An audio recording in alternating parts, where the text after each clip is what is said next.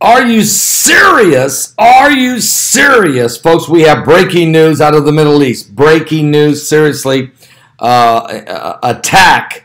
Israel strikes back. I mean, there was an IED planted along the border of the Gaza Strip along with Israel.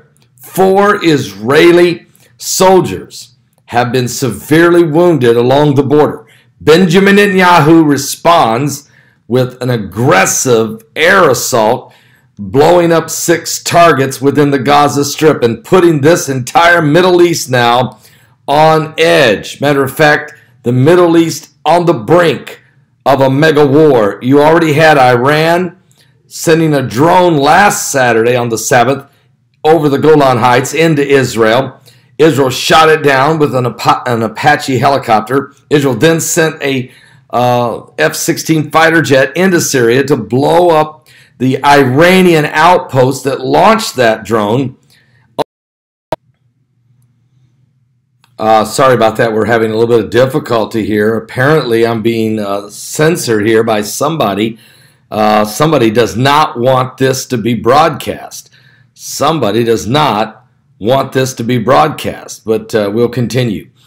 The attack certainly on along the border. Israel then responding just moments ago. I want to thank Billy Night Train getting this information to me. This just now happening about a half hour ago. The Israeli Air Force struck 6 Hamas targets. That's right, 6 Hamas targets in the Gaza Strip today, just a half hour ago, in response to the detonation of an explosive device on the Gaza border earlier in the day that wounded 4 Israeli Defense Force soldiers, 2 of them very severely. The targets included a Hamas-built offensive terror tunnel from Gaza that was dug toward the Israeli territory.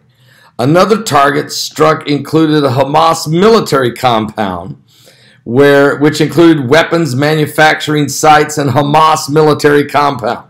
The IDF views with great severity the attempt by Hamas. And folks, it's getting uglier by the minute. Now we have something breaking in on me. There's a constant, I'm being attacked here. I'm literally being messed with somebody. Somebody is trying to stop me from doing this live video on YouTube. But Benjamin Netanyahu said he will not stand for this. He will not stand for this. And he's defending this. Hamas is able to dig a tunnel and then set an IED in the neutral zone area along the border fence, which then the Israelis would run over and blow up their jeeps and could kill them, and sometimes has. So this is the situation that we have right now, folks. It's a very, very, very volatile situation taking place in Israel. There's no question about it. It's just unbelievable what we're dealing with here. Pray for the peace of Jerusalem and pray for the Middle East. But folks, I don't know if you understand. Israel is being attacked. The instigations against them are happening from Iran, from Syria, from Hamas in Gaza, and Hezbollah is creeping closer to the border.